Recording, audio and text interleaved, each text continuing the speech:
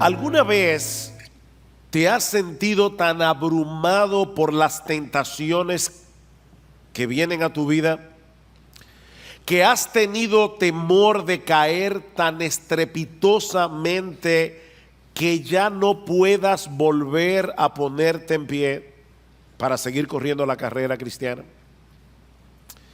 ¿Alguna vez tú te has preguntado si vas a poder perseverar hasta el fin? Yo me he preguntado eso. ¿Alguna vez tú te has preguntado si al final vas a ser como aquellos que Cristo menciona en la parábola del sembrador, que creen por algún tiempo, pero cuando vienen las pruebas se apartan? O quizás en este momento tú te ves tan estancado en tu vida cristiana que ya perdiste la esperanza de seguir avanzando, de llegar a ser útil para el reino de Dios. Bueno, mi hermano, si esa es tu situación en esta mañana, yo espero que la enseñanza de este pasaje te sea de mucho ánimo y te sea de mucho estímulo. Algunos de los creyentes que recibieron originalmente esta carta, que conocemos como la carta a los Hebreos, estaban exactamente en la misma situación que tú. Eran cristianos, judíos, que estaban siendo presionados e incluso maltratados por sus hermanos de raza para que volvieran a su antigua fe, para que regresaran al judaísmo. Y era tal la presión que algunos ya se habían apartado de la fe y otros parecían estarse deslizando. Es por eso que en la carta a los Hebreos encontramos varias advertencias en contra del pecado de la apostasía. Y niños, esta palabra es extraña para algunos de ustedes, pero apostatar no es otra cosa que apartarse de la fe. Una persona que por un tiempo dice que es cristiana y de repente vuelve al mundo. Eso es apostatar. Y es precisamente en el contexto de una de las advertencias más fuertes de esta carta en contra de la apostasía que se encuentra el texto que vamos a estudiar en la mañana de hoy. De hecho, algunos han concluido erróneamente a la luz de este pasaje que un verdadero cristiano puede perder la salvación y volver otra vez a su estado anterior de incredulidad. Pero mis hermanos, tal cosa es imposible. La escritura es muy clara en el sentido de que solo apostatan de la fe aquellos que parecían ser cristianos, pero que nunca lo fueron realmente. Dice en Primera de Juan capítulo 2, versículo 19, salieron de nosotros, pero no eran de nosotros, porque si hubiesen sido de nosotros, habrían permanecido con nosotros, pero salieron para que se manifestara que no todos son de nosotros. La razón por la que hay tantas advertencias en contra de la apostasía, no solamente en esta carta, sino en todo el Nuevo Testamento, es porque no podemos asumir que todos los que profesan ser cristianos y que son miembros de la iglesia, en verdad son lo que dicen ser.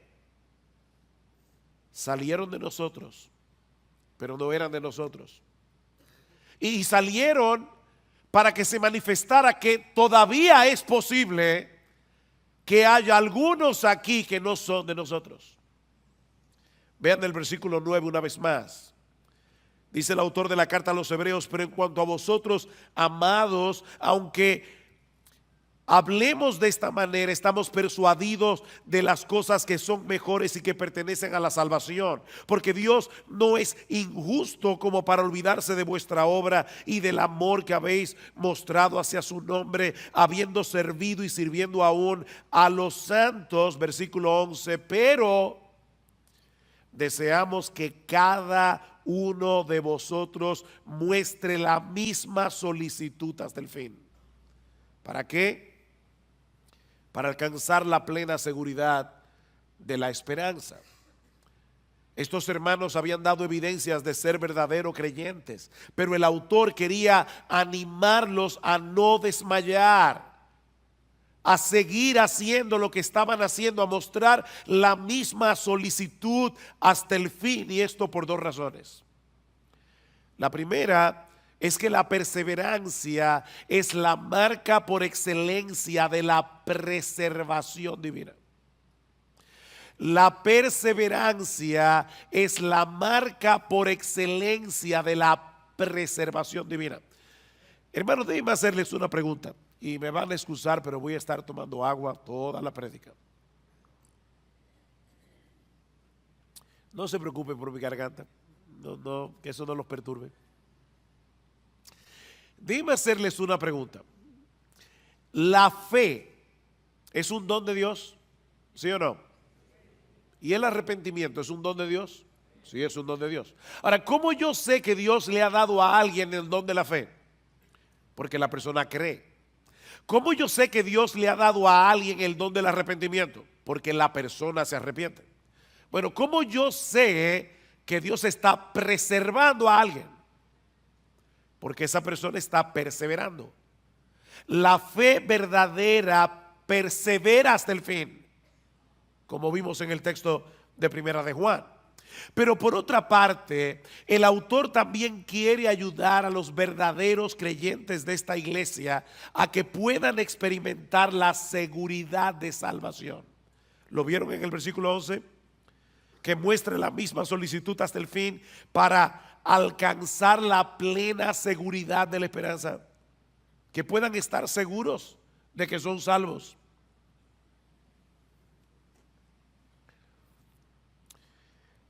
Mis hermanos, se puede ser un verdadero creyente y no tener certeza de que lo eres.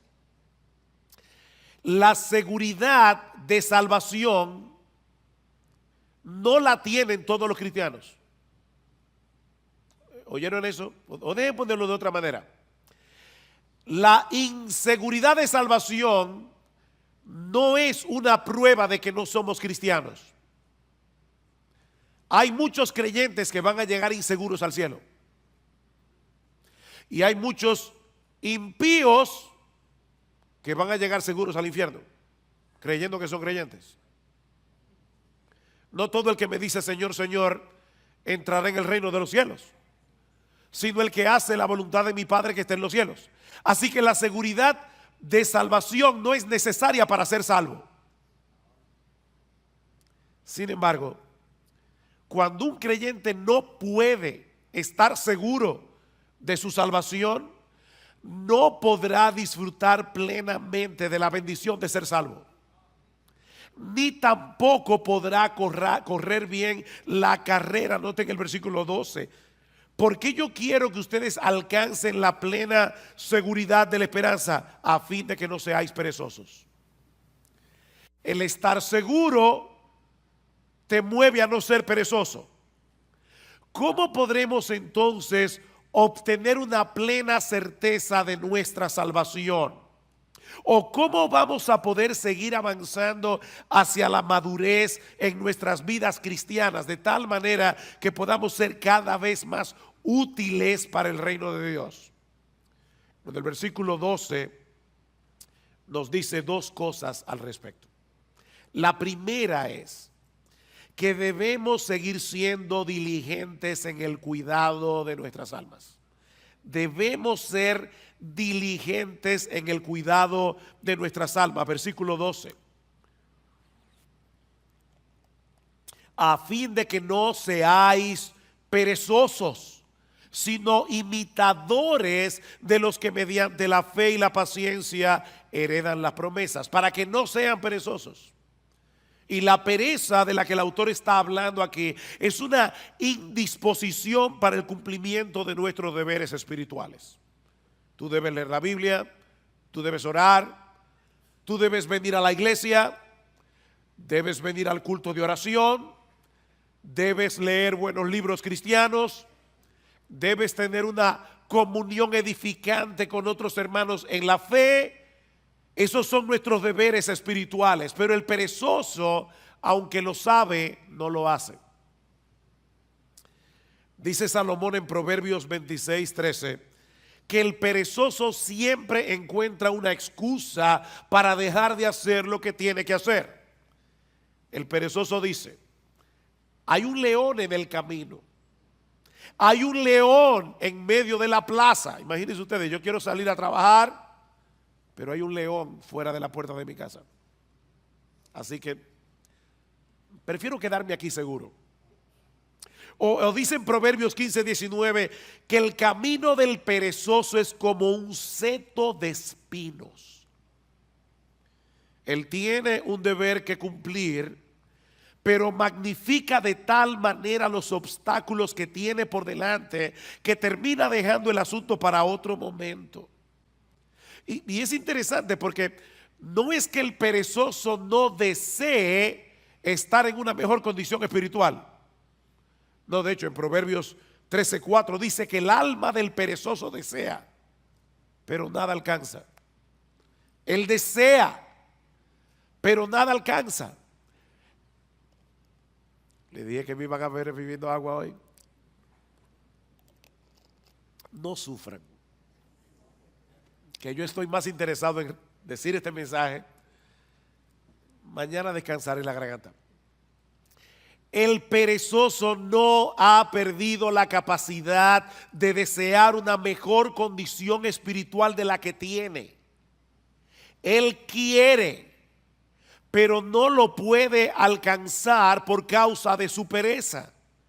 Mis hermanos, si no somos diligentes en el uso de los medios que Dios ha provisto para que alcancemos una mejor condición, nuestros deseos nunca serán cumplidos. ¿Qué debemos hacer entonces?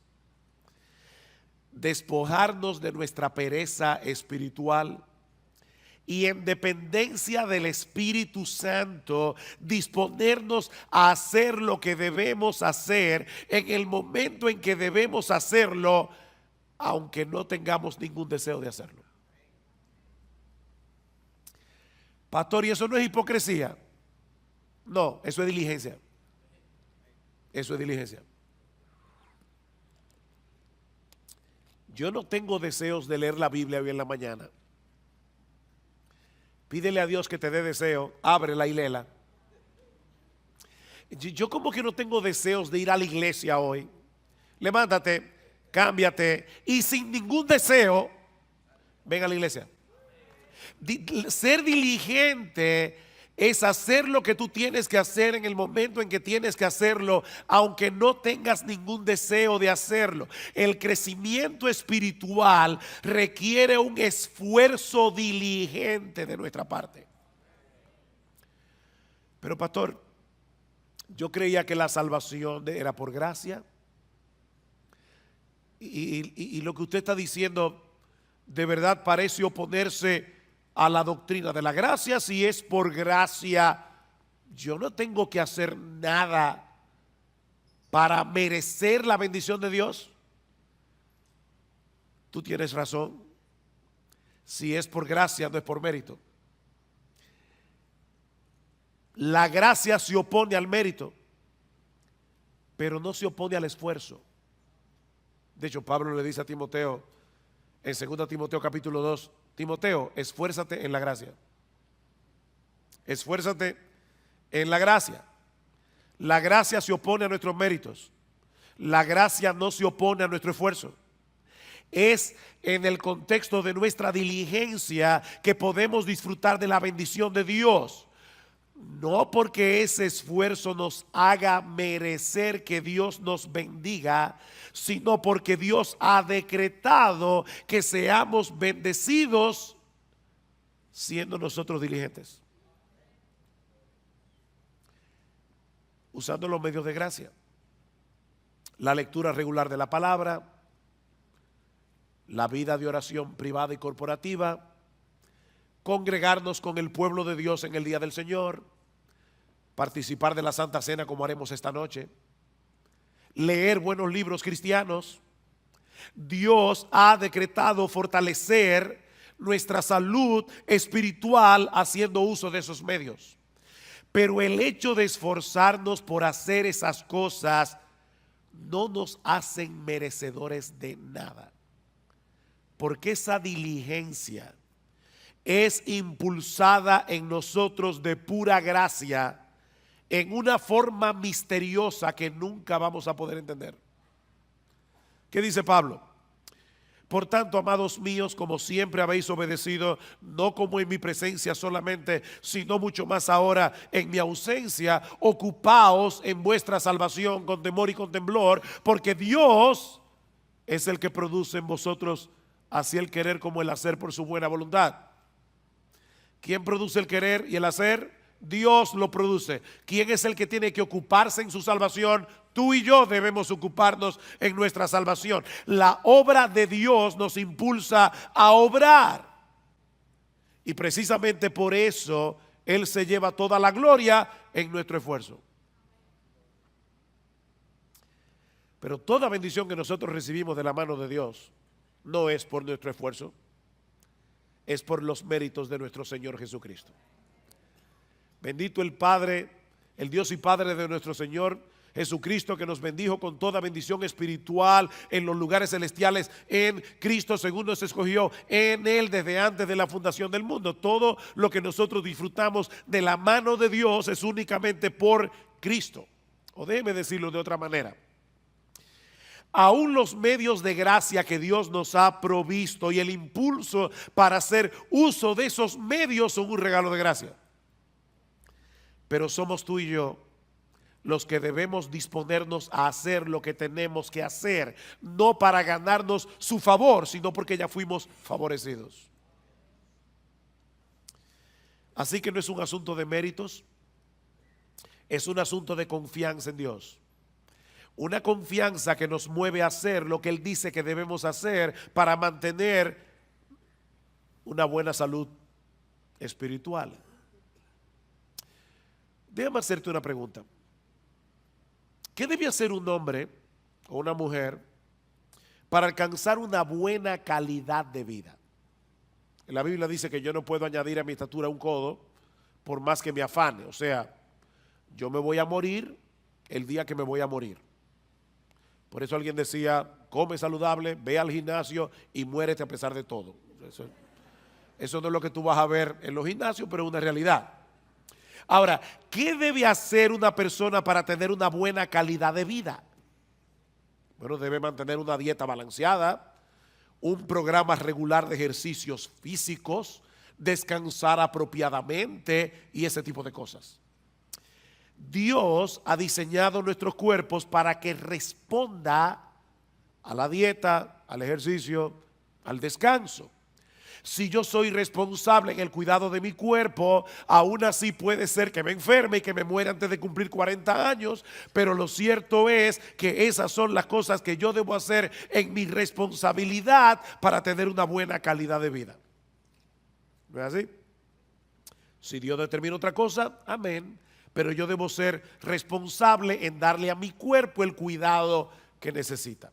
Ahora, cuando yo hago todo eso, como balanceado, hago ejercicio, descanso, ¿lo hago para merecer la salud? No es un asunto de méritos. Es un asunto de responsabilidad y de confianza en que Dios me dice que lo haga. Si yo estoy enfermo y me tomo la medicina que el médico prescribió, no es para merecer ser sanado, sino porque confío en el médico. ¿No es así?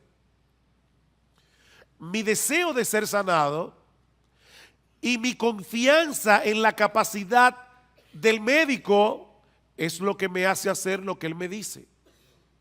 Bueno, hermanos, lo mismo ocurre con nuestra vida espiritual. Pablo dice a Timoteo, ejercítate para la piedad. O como lo traduce la Biblia de las Américas, disciplínate a ti mismo para la piedad. Eso es algo que nadie puede hacer por ti. O sea, no esperes que tú te vas a levantar por la mañana. Wow, qué deseo yo tengo de salir a correr 5 millas. No. A veces los que corren y hacen ejercicio físico no tienen deseo de levantarse, pero ellos lo hacen por responsabilidad. Bueno, tampoco esperes que todas las mañanas tú te vas a levantar con un impulso para leer tu Biblia. No, a veces tú vas a querer seguir durmiendo, pero debes levantarte como quiera, abrir tu Biblia y leerla. Ejercítate para la piedad. Disciplínate a ti mismo para la piedad. Ahora, nunca olvides que son medios de gracia. Eso quiere decir que aun cuando haces uso de esos medios que Dios ha prescrito para preservar la salud de nuestras almas, debemos hacerlo descansando en Él. No en nuestras propias fuerzas o en nuestra propia capacidad. Señor, voy a leer tu palabra, dame entendimiento. Abre mis ojos para ver las maravillas de tu ley. Alimenta mi alma. Déjame ver a Cristo en las páginas de las Escrituras y aumenta mi admiración por Él. Porque contemplando su gloria es que somos transformados de gloria en gloria. Señor, voy al culto de oración o de adoración. Por favor, ayúdame a adorarte sin distracciones. Por favor, ayúdame, Señor, que yo pueda percibir y experimentar tu presencia junto a mis hermanos en la iglesia.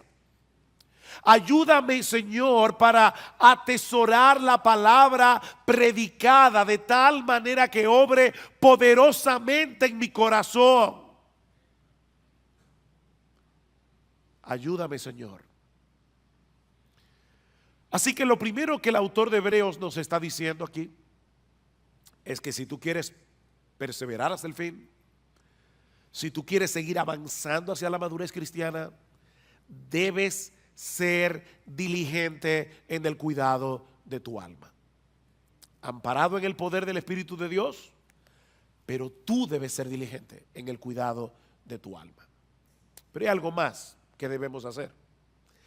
Y es aprender a esperar con fe y con paciencia que Dios haga en nuestras vidas lo que Él ha prometido hacer. Vean el versículo 12 otra vez. A fin de que no seáis perezosos, sino imitadores de los que mediante la fe y la paciencia heredan las promesas. El texto no nos dice explícitamente quiénes son esos creyentes a los que debemos imitar, pero obviamente se refiere a todos los hombres y mujeres de fe del Antiguo Testamento que encontramos en el capítulo 11 de la carta a los Hebreos, y de los cuales Abraham es un prototipo. Vean el versículo 13. Pues cuando Dios hizo la promesa a Abraham, no pudiendo jurar por uno mayor, juró por sí mismo. ¿Por quién jura Dios? Por Él mismo. Diciendo, ciertamente te bendeciré y ciertamente te multiplicaré. Y así, habiendo esperado con paciencia, obtuvo la promesa. Habiendo esperado ¿cuántos años? 25 años. Con paciencia. Pero Dios le dio el hijo. La historia de esos hombres, mis hermanos, quedaron registradas en las Escrituras con un propósito didáctico. Dice Romanos 15, porque todo lo que fue escrito en tiempos pasados para nuestra enseñanza se escribió a fin de que por medio de la paciencia y del consuelo de las Escrituras tengamos esperanza. No es un consuelo para ti leer la historia de Abraham y ver que cuando este hombre tenía casi 100 años y Sara 90 y era estéril, esta mujer salió embarazada. ¿Y sabes qué fue lo que le embarazó? La promesa de Dios. Dios lo prometió. Y cuando Dios promete algo, Él lo hará en su tiempo, pero Él lo hará. El Espíritu Santo inspiró a los autores de las Escrituras para que dejaran un registro de las historias de estos hombres y mujeres del pasado que se aferraron a las promesas de Dios con fe y con paciencia. Aún en medio de circunstancias muy difíciles. Y Dios quiere que imitemos a esos hombres que supieron esperar paciente y confiadamente en el cumplimiento de las promesas. La fe nos capacita para confiar en el poder y en la buena disposición de Dios para concedernos lo que Él nos ha prometido, pero la paciencia nos permite esperar que Él lo haga en su tiempo, no en el nuestro. Fe y paciencia. Mis hermanos, la clave para perseverar hasta el fin no es creer, es seguir creyendo. No es creer, es seguir creyendo. Es seguir esperando hasta que Dios en su sabiduría haga lo que Él ha decidido hacer, en el tiempo en que Él ha decidido hacerlo y en la forma como Él quiere hacerlo. Esta palabra que aparece en nuestro texto y que se traduce como paciencia nos habla de quietud y confianza prolongada en medio de la aflicción. Eso es paciencia. La fe nos lleva a descansar confiados en las promesas de Dios. La paciencia nos permite continuar esperando lo prometido, aunque en medio de las circunstancias en que nos encontremos nos dé la impresión de que Dios se olvidó del asunto. Mira, mi hermano, Dios está más interesado en tu carácter que en tu comodidad. Él quiere llevarte a depender más de Él, a que tú entiendas cuánto lo necesitas. Si tú llamas una vez y no se te abre, y llamas otra vez y no se te abre, y vuelves a llamar y no se te abre, y por eso dejas de llamar, puede ser que todavía tú no hayas entendido cuánto tú necesitas la bendición de Dios. Eso quiere decir que tu fe necesita ser fortalecida. ¿Y sabes cuál es la lagartija que fortalece la fe? Yo no sé cómo le llamarán ese ejercicio en otra parte de América Latina, pero los push-ups, no sé cómo decirle. ¿Sabes cuál es el ejercicio que fortalece la fe? Seguir esperando a la promesa de Dios. Esperar. Esperar fortalece la fe. Dice en Romanos 8:24 que fuimos salvados en esperanza, pero la esperanza que se ve no es esperanza. Pues, ¿por qué esperar lo que uno ve? O como lo dice en otra versión, ¿quién espera lo que ya tiene? Es en la espera que se fortalece nuestra fe. Aquellos que han sabido unir la fe con la paciencia seguirán llamando y seguirán llamando y seguirán llamando hasta que le abran la puerta. Dice el salmista en el Salmo 123: a ti levanto mis ojos, oh tú que reinas en los cielos. He aquí como los ojos de los siervos miran a la mano de su Señor, como los ojos de la sierva a la mano de su señora. Así nuestros ojos miran al Señor hasta que se apiade de nosotros. ¿Por cuánto tiempo? Hasta que se apiade. Salmo 130: espero en el Señor, en Él espera mi alma y en su palabra tengo mi esperanza.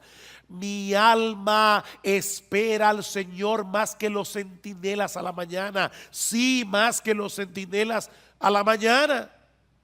¿Te das cuenta, mi hermano, la insistencia de la Biblia en el hecho de esperar? Si no aprendes a esperar, vivirás frustrado.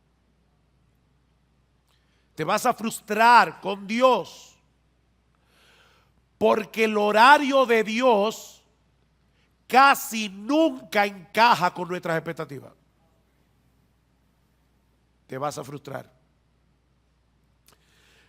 Dios pudo hacer el mundo en un segundo, pero lo hizo en 6 días. Y dice que al principio la tierra estaba desordenada y vacía, y Dios la fue trabajando poco a poco, poblando la tierra hasta hacerla productiva. Dios hace las cosas en su tiempo. Mi hermanos, no es como a nosotros nos parece mejor, sino es como Él sabe que es lo mejor. Ustedes recuerdan cuando Elías le oró a Dios. Había una sequía de 3 años y medio, y el Señor no envió la lluvia de inmediato. Elías le dice a su criado: ve a ver si tú ves algo en el cielo. El criado regresó diciendo: yo no veo nada. Vuelve otra vez. Nada. Vuelve otra vez. Nada. Vuelve otra vez. ¿Saben cuántas veces volvió el criado? 7 veces. Óigame, hay que tener paciencia. En este caso del criado con Elías. Pero ya no te dije que no hay nada. Ve otra vez. Finalmente el criado llega y le dice: veo una pequeña nube como la palma de un hombre que sube del mar. Cuando Gloria y yo fuimos a visitar a nuestra hija en Medio Oriente, aquel lugar es desértico, casi nunca llueve. De hecho, desde abril hasta noviembre no hay nubes en el cielo, nunca, nada de nube, ni una sola. Ahora imagínate en ese desierto que alguien vea una nube del tamaño de la palma de una mano que está subiendo del mar y dice: ay, parece que va a llover. Elías, que entendía perfectamente el modo de obrar de Dios, le dice al criado: sube y dile a Acab, prepara tu carro y desciende para que la fuerte lluvia no te detenga. Y sucedió que al poco tiempo el cielo se oscureció con nubes y viento y hubo una gran lluvia.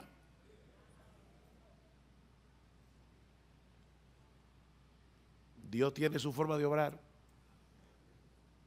Él desea moldear nuestro carácter. Y eso solo es posible en el contexto de la fe y de la paciencia.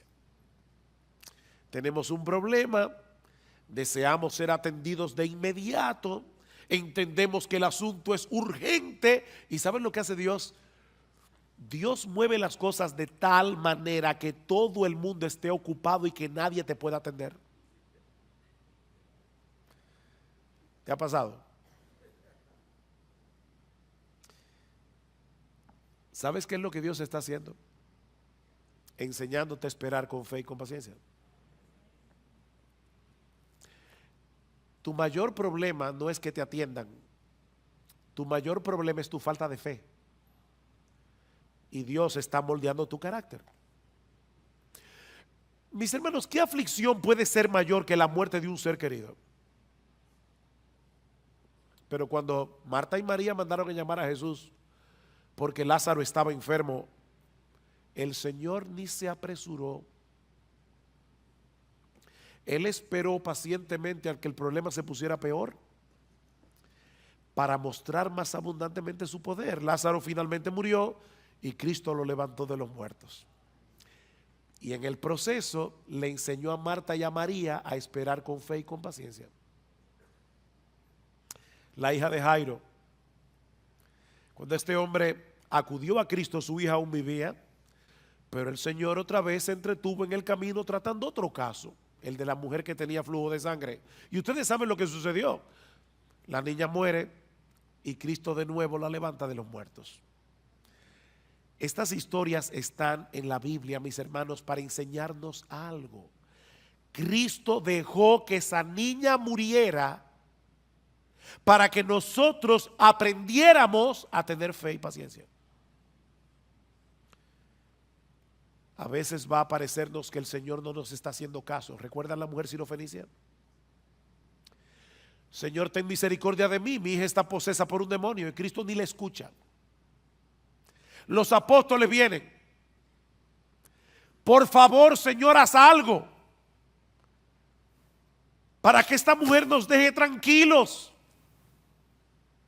No es correcto quitarle el pan de los hijos para dárselo a los perrillos. Yo vine primero a los perdidos de la casa de Israel.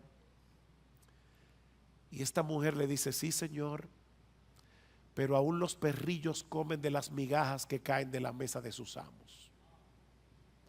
Y Cristo le dice: mujer, por causa de tu fe, lo que tú quieres te será hecho. Y dice que su hija fue sanada en aquella misma hora. Esta mujer no desmayó y por medio de la fe y de la paciencia obtuvo la bendición que deseaba.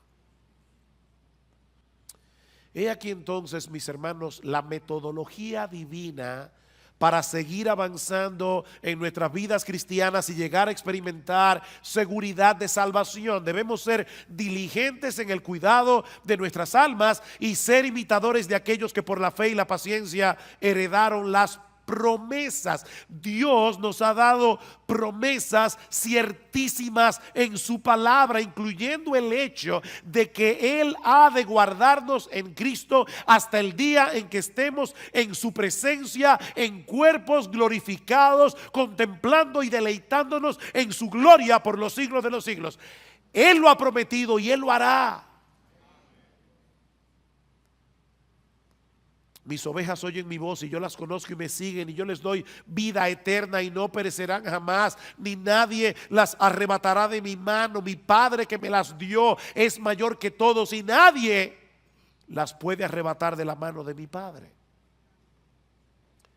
Si esperamos en las promesas de Dios con fe y con paciencia, tendremos el combustible necesario para energizar nuestra diligencia en el cuidado de nuestras almas. Recuerden lo que dice el autor de la carta a los Hebreos: deseamos que cada uno de vosotros muestre la misma solicitud hasta el fin. ¿Para qué? Para que tengan seguridad de salvación. ¿Para qué? Para que no seáis perezosos. Para que no seáis perezosos. Las promesas de Dios son las que le dan contenido a nuestra fe. Creer en Dios es confiar en su fidelidad para cumplir lo que Él ha prometido sobre la base de la obra consumada de Cristo a nuestro favor. Eso es lo que el autor de la carta dice más adelante. Versículo 16. Porque los hombres juran por uno mayor que ellos mismos, ¿no es así? Hay gente que jura por Dios. ¿Y por quién jura Dios? Los hombres juran por uno mayor que ellos mismos, y para ellos un juramento dado como confirmación es el fin de toda discusión. Por lo cual Dios, deseando mostrar más plenamente a los herederos de la promesa la inmutabilidad de su propósito, interpuso un juramento. Dios juró por sí mismo, a fin de que por dos cosas inmutables, en las cuales es imposible que Dios mienta, los que hemos buscado refugio, seamos grandemente animados para asirnos de la esperanza puesta delante de nosotros. Seamos fuertemente, grandemente animados, la cual tenemos como ancla del alma, una esperanza segura y firme, y que penetra hasta detrás del velo, donde Jesús entró por nosotros como precursor. ¿Recuerdan cuando el sumo sacerdote entraba al lugar santísimo con la sangre del animal y rociaba el propiciatorio? Bueno, allí entró Jesús con su sangre para decirle a su Padre y a los ángeles: yo derramé mi sangre por este hijo mío. La justicia de Dios ya está satisfecha. Es imposible que Él termine en otro lugar que no sea en mi presencia. Aférrate a esa promesa. Aférrate a esa promesa. Mira, mi hermano, En la misma medida en que seamos capaces de esperar con fe y con paciencia en las promesas de Dios, en esa misma medida seremos capaces de poner toda diligencia en el cuidado de nuestras almas. Eso es lo que dice Pedro al inicio de su segunda carta, recuerdan, y voy a leer la Biblia de la Reina Valera. Dice: como todas las cosas que pertenecen a la vida y a la piedad nos han sido dadas por su divino poder, mediante el conocimiento de aquel que nos llamó por su gloria y excelencia, por medio de las cuales nos ha dado preciosas y grandísimas promesas, para que por ellas llegaseis a ser participantes de la naturaleza divina, habiendo huido de la corrupción que hay en el mundo a causa de la concupiscencia. Por esto mismo poned toda diligencia en añadir a vuestra fe virtud, a la virtud conocimiento, etcétera, etcétera. Este es un texto muy denso, pero mis hermanos, lo que Pedro está diciendo es básicamente esto: todo lo que tú necesitas para tu vida cristiana, todo lo que tú necesitas para seguir avanzando hacia la piedad, ya Dios te lo dio por su divino poder. Eso es parte del paquete de la salvación. No nos falta absolutamente nada para nuestra vida cristiana y para la piedad. Ya lo tienes por su divino poder. Ahora, ¿cómo fue que Dios nos concedió todo lo que necesitamos para la vida y para la piedad?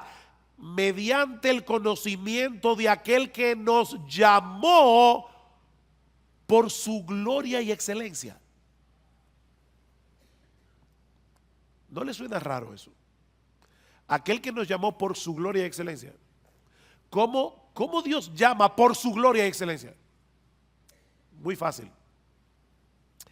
Dios abrió los ojos de nuestro entendimiento para que pudiéramos ser capaces de ver con deleite la gloria y las excelencias de Jesús. Lo que lo hacen a Él el ser más hermoso, el ser más deleitoso de todo el universo. Y de esa manera Dios nos atrajo a Jesús por su gloria y excelencia.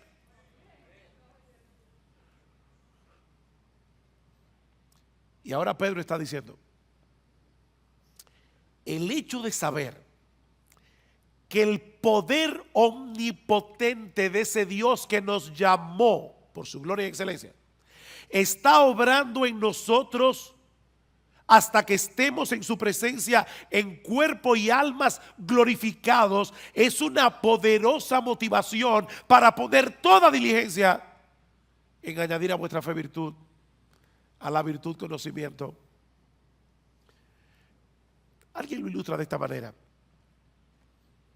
imagínate que tú eres un prisionero de guerra en un campo de concentración y has perdido toda esperanza de salir vivo de allí. Y en tu desesperanza ya tú comenzaste a vivir descuidadamente. Tú lo que quieres es sobrevivir hasta la muerte, y ya tú no te preguntas si algo está bien o algo está mal. Como decimos en buen dominicano, tú estás dado al pecado. Pero de repente te enteras de que se está planificando un intercambio de prisioneros. Y ves que se acerca a la fila donde estás tú el guardia que tiene la responsabilidad de señalar a los que van a ser libertados y enviados de vuelta a su familia. Si el guardia te señala a ti, eso no sería un mero conocimiento. Recuerden que Pedro dice: mediante el conocimiento de aquel que nos llamó por su gloria y excelencia. Pero ese conocimiento transforma, ese conocimiento anima. Si el guardia se te acerca a ti, tú no vas a pensar: oh, qué interesante, me llamó a mí. No, mi hermano, en ese momento el poder de la esperanza va a energizar todo tu cuerpo y tu alma, porque sabes que has sido llamado para ser de nuevo un hombre libre. Bueno, eso es precisamente lo que Pedro nos está diciendo aquí. El hecho de saber que el Dios de gloria se nos ha acercado y nos ha dicho: tú que estás allí, ven, yo te mostraré mi gloria y te daré una vida eterna glorificada para disfrutarla. Esa es una esperanza que energiza nuestra diligencia para seguir avanzando en el camino de la piedad. De ahí lo que sigue diciendo Pedro: como ustedes tienen esas preciosas y grandísimas promesas, vosotros también, poniendo toda diligencia por esto mismo, añadid a vuestra fe virtud, a la virtud conocimiento, al conocimiento dominio propio, al dominio propio paciencia, a la paciencia piedad, a la piedad afecto fraternal y al afecto fraternal amor. ¿Se dan cuenta? Este texto concluye como comienza Hebreos 6. Pedro lo pone al revés. Esperar con fe y con paciencia en las promesas de Dios es lo que nos hace diligentes para añadir a la fe virtud, a la virtud conocimiento y así sucesivamente. Mis hermanos, no hay forma de avanzar sin esperanza. Y la esperanza se alimenta de las promesas de Dios. Solo si aprendemos a esperar en ellas con fe y con paciencia. Promesas, esperanza, fe y paciencia. Y ahora yo te pregunto: ¿qué tanto tú estás alimentando tu esperanza con las promesas de la palabra de Dios? ¿Qué tan a menudo tú traes esas promesas a tu mente, sobre todo cuando estás en medio del dolor y de la aflicción? ¿Cuándo fue la última vez que en una forma consciente tú meditaste en una promesa de las Escrituras hasta que la paz y la quietud trajeran descanso a tu alma? ¿Qué tan dispuesto tú estás a seguir esperando en Dios, sabiendo que Él selló cada una de sus promesas con la sangre que Cristo derramó por ti en la cruz del Calvario? Recuerda que es por fe que andamos, no por vista.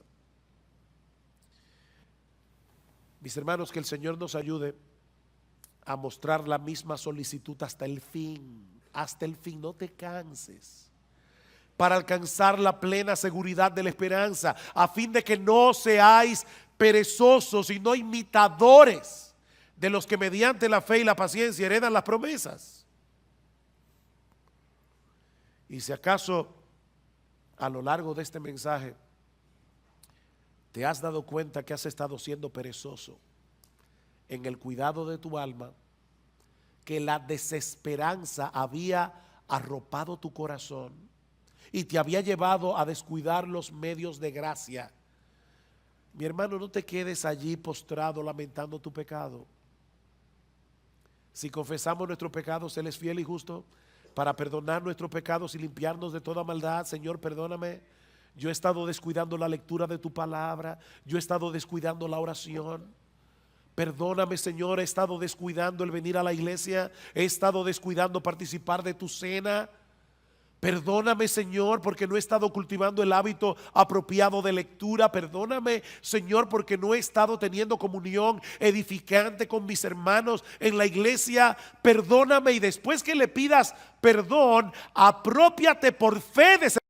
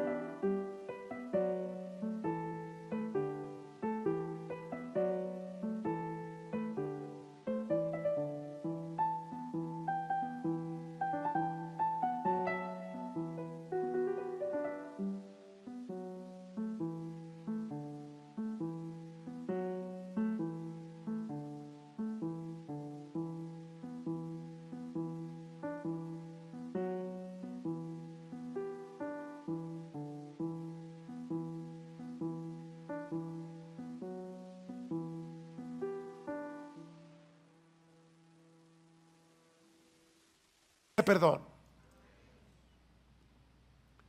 El perdón no se siente, el perdón se cree. Muchas veces nosotros pedimos perdón por nuestros pecados y no nos sentimos perdonados. La pregunta es, ¿en qué tú vas a creer? ¿En los sentimientos de tu corazón o en las promesas de Dios? Si confesamos nuestros pecados, Él es fiel y Él es justo para perdonar nuestros pecados, para limpiarnos de toda maldad. Así que ve a Dios, pídele perdón, apropiate por fe de ese perdón y, como dice luego la carta a los Hebreos, levanta las manos caídas, levanta las rodillas paralizadas y haced sendas derechas para vuestros pies, para que lo cojo no se salga del camino, sino que sea sanado. Y finalizo con esta palabra de bendición de la misma carta a los Hebreos. Y el Dios de paz, que resucitó de los muertos a nuestro Señor Jesucristo, el gran pastor de las ovejas, por la sangre del pacto eterno, os haga aptos en toda obra buena, para que hagáis su voluntad, haciendo Él en vosotros lo que es agradable delante de Él, por Jesucristo, al cual sea la gloria por los siglos.